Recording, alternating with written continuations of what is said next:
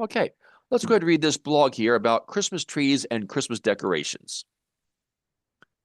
Our dryer coaching blog about putting up a Christmas tree. Some people use artificial trees, man-made, or some people like natural trees. Okay, so please read, Tommy, this for us, this paragraph.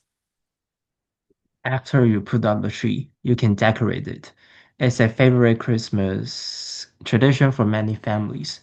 Some families have decorations they have passed down for several generations.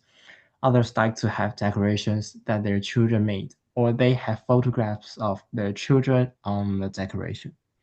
Those are especially fun to look at after passage of many years. Just this year, I was looking through a small box of some odds and ends that my grandmother left us. And then I found two old small clips with candle holders attached.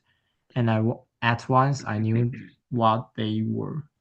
They were used to clip to the Christmas tree to hold the candles that her family used to use for decorations before they got electric lights. We also have a small nativity set decoration that our daughter made because it's a Sarah 21st.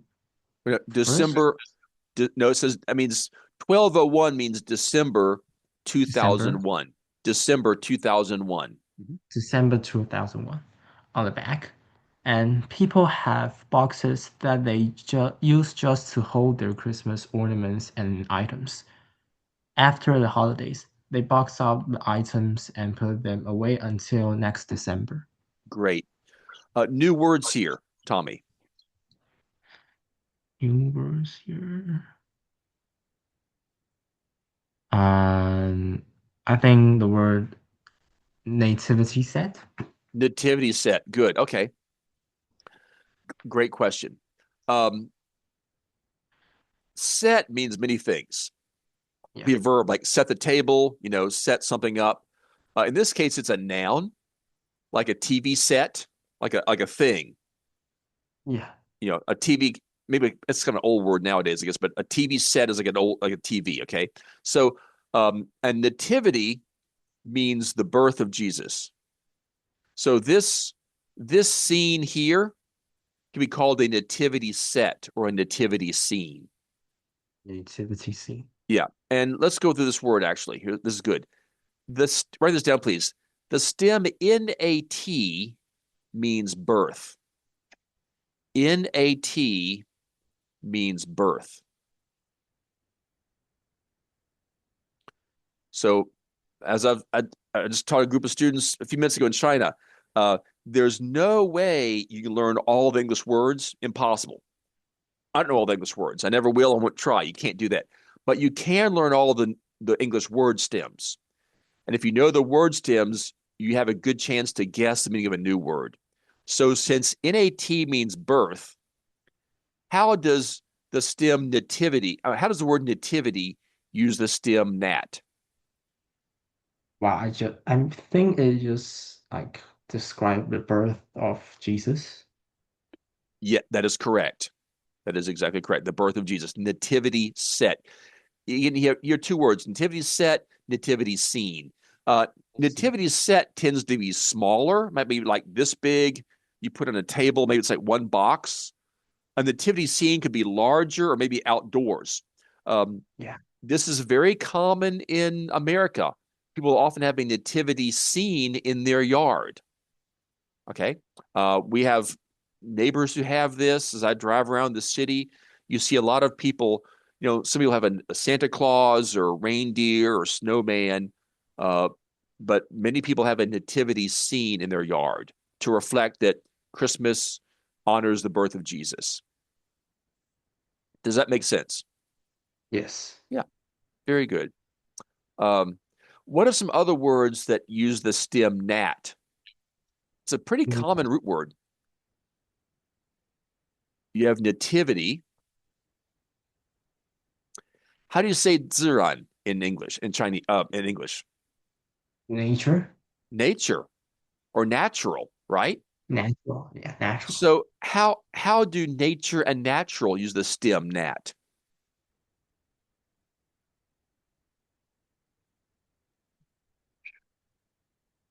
Well, I can see the relation between these words. Can or cannot? Cannot. Cannot. It's like the idea. I look outside my window. We have a bird. We have some bird feeders. I see some. It's a natural scene.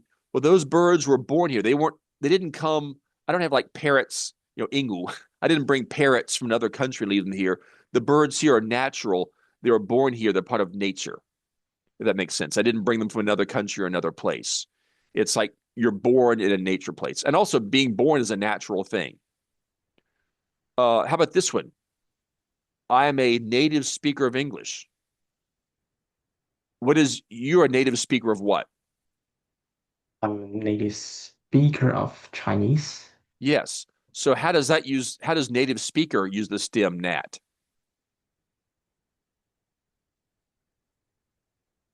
Is it like you're born here? You're born there. Yeah. You're born into a Chinese speaking environment. Taichung. Okay. I was Yeah. born into an English speaking environment. Okay. USA. How about 国家 in English? Nation. Nation. Nation. Nation.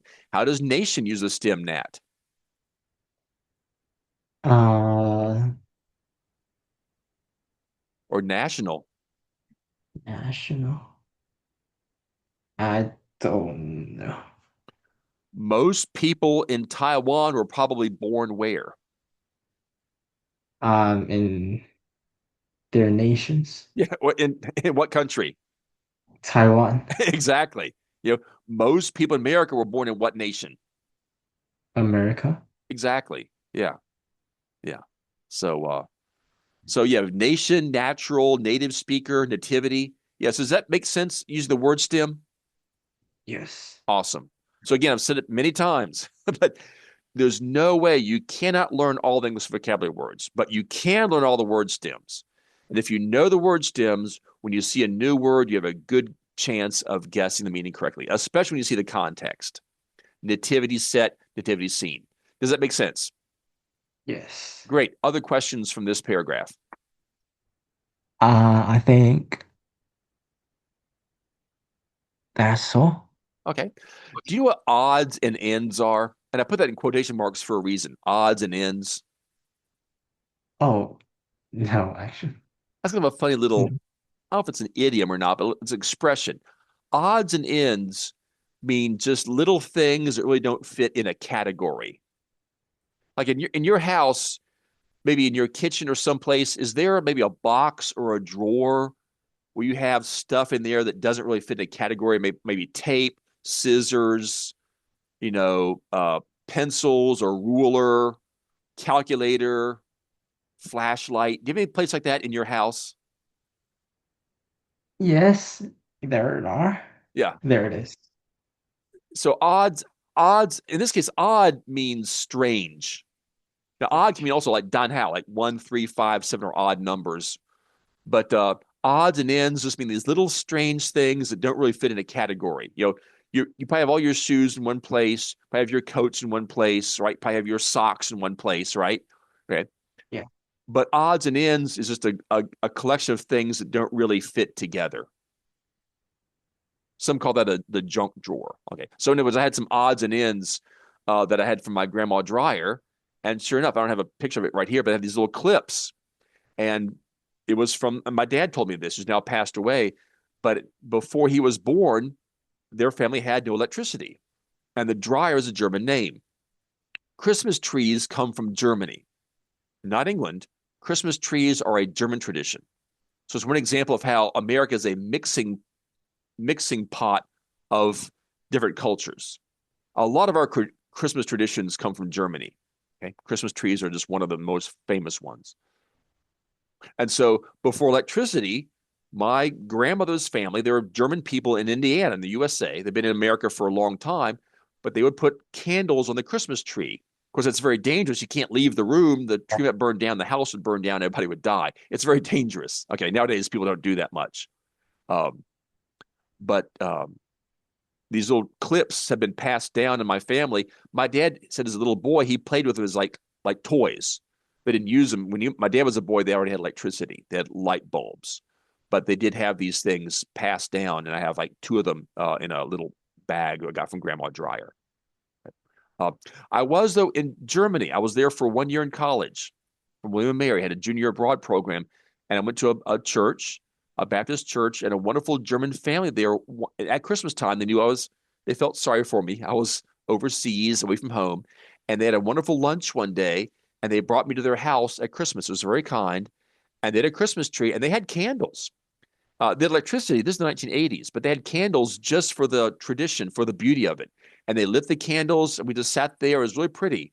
They burned about 5 or 10 minutes, and they blew them out. You can't leave a room with candles burning on a tree, but it was really, really pretty. All right, let's keep going on here. Read this for us, please. Many people decorate the outside of their homes too with lights, trees, wreaths, greenery, and other colorful items. The main colors of Christmas are green and red, Correct. Do you know what a wreath is? like a circle of flower. Good job. Like this thing. Oh yeah, And clearly, what are the dominant colors in this wreath? green and red for Absolutely. Yeah. Christmas. And lots of white also, but these are the primary dominant colors, green and red. You see it everywhere. Little berries, this is called greenery. Yeah. What are these little brown things called? I think it's a seed from palm trees, Pine trees. Pine pine trees. trees, They're called pine cones. pine cones, Pine cones. Yeah. What do you call this red thing? What's this called? a bow. A bow. Good job. Yeah, that word too is crazy. You also have like bow and arrow. That's bow, but has different meaning. Same sound, same pronunciation. Now, BOW can also be pronounced differently. What's the other way to Oh yeah, pronounce BOW? now What does bow mean? like to 鞠躬. Yes, to bow to something. Exactly. Yeah, I remember when I was in Shinzu teaching the science park school. That is twice a year, these big teacher meetings, and there's a big picture of Sun Yat sen, and we would bow. You know, I thought I thought that was a way to show respect to my host country. I didn't. It wasn't worshiping Sun Yat sen, but I respect him greatly. But it was a way to show respect. We would bow to the picture of Sun Yat sen. Do you know another meaning of bow that's totally different? As a verb? No, it's a noun. No, no. Crazy. It's the front of a ship.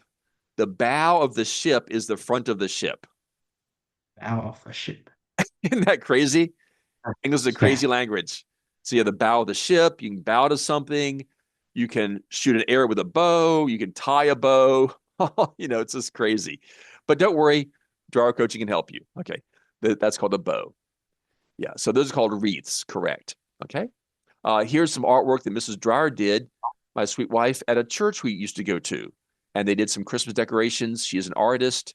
And so she painted this of it was Jesus sleeping, even though the angels are blowing trumpets at him Mm. and keeping warm. He's on top of the fireplace. He's staying warm and cozy. Okay.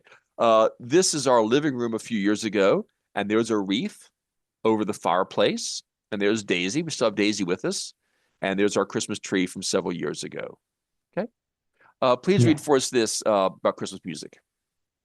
Christmas music. The longer I live, the more I realize one of my favorite parts of Christmas holidays is the music called Carols. carols.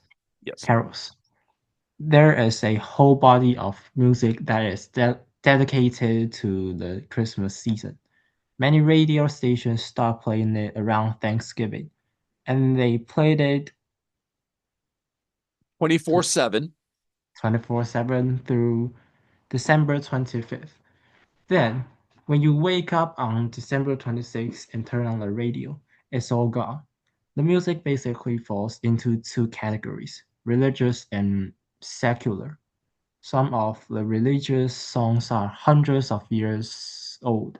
And these are all focused on the origin of Christmas and the celebration of the birth of Jesus. Correct. Okay. Do you know the idiom 24/7? No, but I guess it's like the whole day. All yes. How do you guess that? Oh, wow. Like the birth through and 24 hours, 7 days. Yes. 24 hours a day, 7 days a week. So 24/7 means nonstop, all the time. That is correct. All the Yes. time. So a lot of radio stations began playing Christmas music in November, 24/7. Uh, and again, when I was a kid, on December 26th, it all stops. That's actually changing now. I'm seeing some signs. A lot of stations play Christmas music maybe through December 31st or even early January. So they're extending it some, which I like. I like to see Christmas as like a season. There's a phrase called the 12 days of Christmas. Nowadays, in America, the emphasis is Christmas is December 25th. But I like to see Christmas as more of a season, not just a 24-hour period. Okay. What does religious mean? I like Catholics is a religious, Islam is a religious. Yes, 一个宗教. That is correct. Okay. Okay. What does secular mean? I don't know the meaning. It means not religious. Not Not really. religious. Yeah. And so it means Christmas music has two main categories. Religious is about Jesus and God. So songs like We Three Kings, Oh Holy Night, Silent Night. If it's about Jesus, God, and the Bible, angels, that's going to be religious music.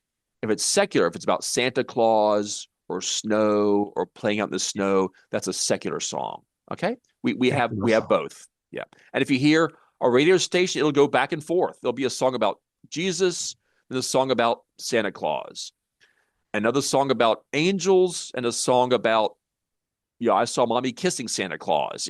And so it's all mixed together. That's just part of life in America. Christmas in America is this mixing of the religious and the secular together. We were in New York last week seeing David. That's why we were gone. And we're in this New York park, and they're playing music over the park about the baby Jesus. I thought, this is amazing. Here I am in a public park in New York City, a very secular city, and they're playing songs about Jesus, and that was fine. You know, during most of the year, they wouldn't be playing songs about Jesus, but at Christmas time, it's totally acceptable. That's just part of being life in America. Okay, so the Christmas music has both types. We're out of time. Anyway, here are the links. Old Holy Night, Little Drummer Boy, Guggen Wenceslas. My wife and I, we saw that when my wife and I were in Czech Republic a few years ago. We saw the grave where he is buried in Prague Castle. And then, White Christmas, Holly Jolly Christmas, these are secular songs. Sleigh Ride, Christmas movies, shopping, Christmas cards, Christmas food and drink, Christmas Eve service. We're going to that tomorrow night at 5 o'clock. The church we go to has a Christmas Eve service. You light candles, Christmas morning, more about Christmas in America. So I'll go ahead and give you this link here and ask you to read that on your own. Do you have any questions at all? What questions do you Well, have? actually, I have a question about the picture above. Yes, please. This one? Uh, no, the very top of the article. This one here? Yes, and I want to know what's is that two children like with the white shirt and blue shirt and a red shirt Up here? angels? Angel. Yeah. They're angels. How do you know they're Okay. angels? How do you know? I think the thing at their back is wings, Wings. probably. They have wings. That's the main thing that shows they're angels. How else do you know they're angels? Um. Look at their location. Oh yeah. Where are they There. where are they I located? don't know. I don't know what the structure is called. A a beam. A B. A beam, Beam, Beam. Yes, but also they're also above the crowd. See, Oh, the people are here, so they have yeah. wings, things fly. They're also above everybody else. And look at the size of them.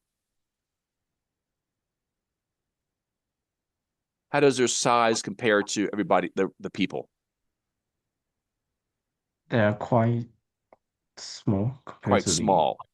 Yeah. So these yeah. represent angels. That is correct. Mm. So who are these people? I think one of them is Mary's husband, and others are the shepherds that bring him the golds and other other gifts. Well, actually, the gifts came from the wise men, the magi. The magi's brought the expensive gifts because they were rich. Yeah, Let's go back. You mentioned Mary's husband. This is probably Joseph. Joseph. This is Joseph, her husband or husband to be. That's Mary, baby Jesus. These probably are both shepherds because they both have sheep with them. And did shepherds could shepherds bring expensive gifts? Probably not, Why not? because normally shepherds are not very rich. Yes, they're very poor. They couldn't afford gold. They couldn't Yeah, afford frankincense and myrrh. Yeah. But they did come to worship. And this, I'm glad you brought this up. This shows a very important part of the Christmas story and Christianity. The first the first people to go were shepherds. Now, do you know yeah. how did the shepherds know? How did they know to go? Do you know why that was? The light. Well, there was light, but the Bible says angels told them. The Oh, shepherds yeah. were out, doing their job, watching the sheep, and the Bible says angels came and they were scared. They were afraid. Have an angel show up at night and start talking to them? They were terrified. And the angel said, "Don't be afraid. I have good news. Go find the baby." So, shepherds were very poor. They smelled bad. Were they very well educated? No, I don't think so. Did they speak a lot of different languages and good at math and science? No. No. So, poorly educated, poor, probably didn't speak very well, on the bottom of society. They smell bad. So look at this. Who did the angels go to first? The shepherds. Yeah. Who was Shepherds. first to see Jesus? The shepherds. The wise men came later. We don't know. It might have been several years. We don't know for sure. The Bible doesn't say, but it says the shepherds saw a star. They traveled a long way. So the shepherds, I mean, the wise men probably got there a lot later. But the first ones to go were shepherds. And many will say that shows about the Christmas story and Christianity is that the door is open to everybody. You don't have to be rich or smart or powerful to come to God. In fact, remember we discussed the word humble earlier in class. Remember humble and boasting? Yeah. Would Yeah. most shepherds have been humble or boastful? Most of them are humble, I think. Exactly. Yeah. We'd say, "Oh, I'm a shepherd. Look how good I am." They're probably very humble people. And so interesting. They were the first ones to know. The angels told the shepherds. They didn't tell the priests, didn't tell the religious people, didn't tell the nearby king, didn't tell the mayor, didn't tell the business owner. The angels told the shepherds first. That alone says a lot about Christianity at Jesus. Does that make sense, Tommy? Yes. Yeah, Yes. amazing symbolism. Shangzhen, amazing symbolism. Other questions you have? I think that's all. Awesome. Thank you. Tommy, you're a great student. Merry Christmas. You're amazing. Mm. You are just a great, great student. And we appreciate that.